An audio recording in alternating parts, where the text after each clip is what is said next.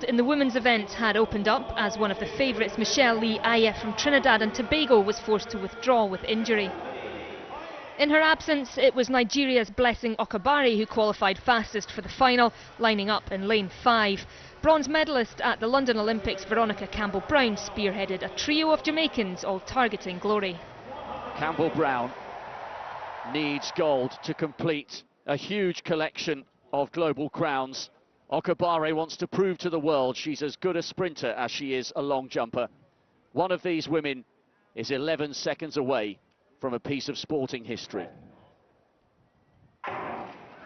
Okagbare is up and she has a lead over Veronica Campbell-Brown, but the Jamaican's coming. Can the Nigerian come away? Yes, she can!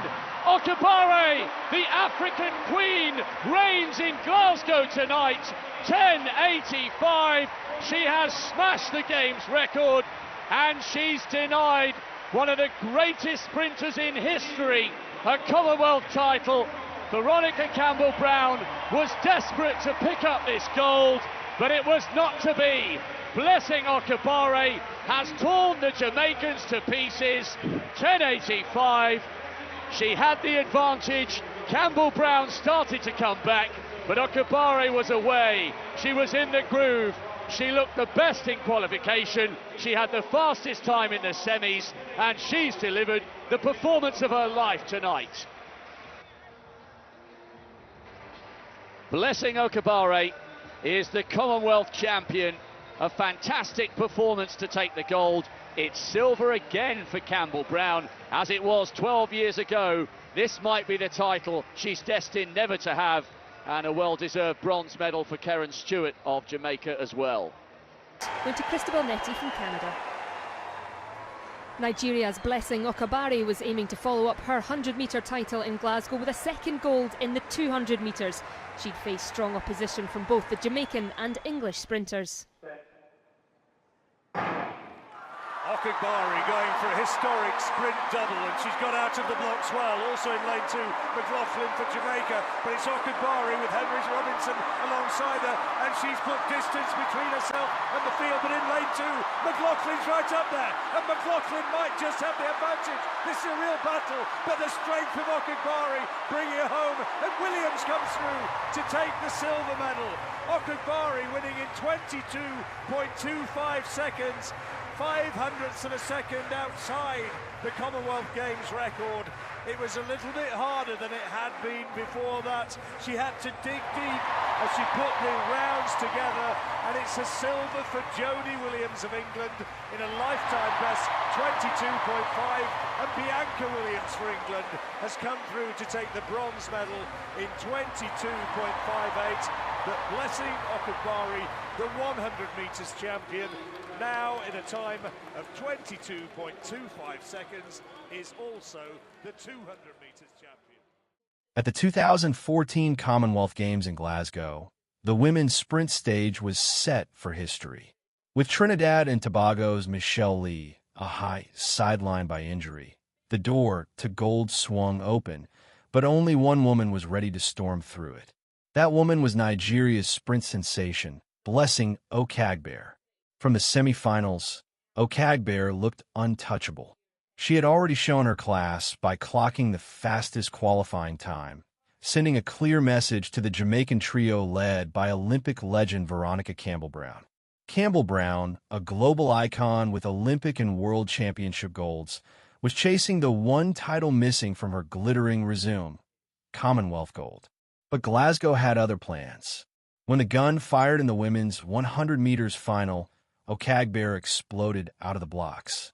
Powerful, composed, and flowing down the track with long, commanding strides, she immediately gained an advantage over Campbell-Brown. By 60 meters, the Nigerian had established control. The Jamaican veteran tried to surge back in the closing meters, but Okagbare was in full flight, confident, relaxed, and unstoppable. She crossed the line in a stunning 10.85 seconds, smashing the game's record and delivering Nigeria's first athletics gold of the championship. It wasn't just a win, it was a statement. Okagbare had denied one of the greatest sprinters in history and reigned supreme as the new Commonwealth Queen.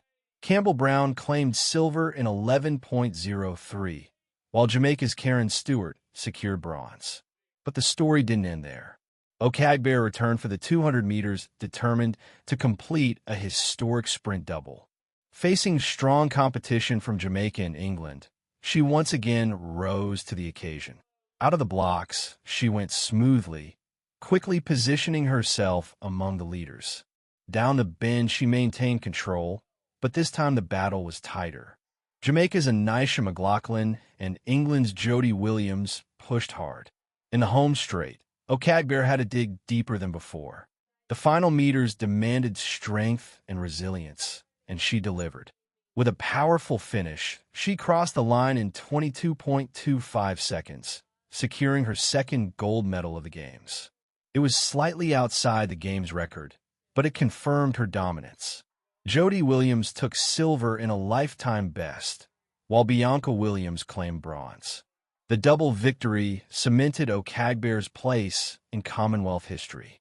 She became only the second Nigerian woman to win the 100-meter title at the Games, following in the footsteps of Mary Onyali. Even more impressively, she proved that she was not just an Olympic long jump bronze medalist, but a world-class sprint champion capable of delivering on the biggest stage. Glasgow 2014 was the moment when Blessing Okagbare fully transformed from talented contender to global sprint queen. Her blend of speed, strength, and composure under pressure set her apart. She didn't just win, she dominated. As the Commonwealth Games return in 2026, fans will once again look to Nigeria and the sprint powerhouses of Jamaica and beyond. But the memory of Glasgow remains unforgettable. On that electric night, the African queen reigned, and the track world stood in awe. What made that Glasgow performance even more special was the context. Okagbare wasn't just racing fast, she was racing with purpose. Coming into the Games, there were questions about whether she could consistently convert fast semi-final times into gold medal finishes on the biggest stages. In London 2012, she had shown flashes of brilliance, but missed out on sprint medals. In Glasgow, she answered every doubt. Her confidence was visible long before the final. She carried herself like a champion, focused in the call room, calm behind the blocks, and explosive at the gun. The 10.85 wasn't just a number on the clock. It was proof that she could dominate a championship from start to finish. By completing the 100m and 200-meter double, she didn't just win titles. She inspired a generation of African sprinters to believe that global sprint supremacy was within reach.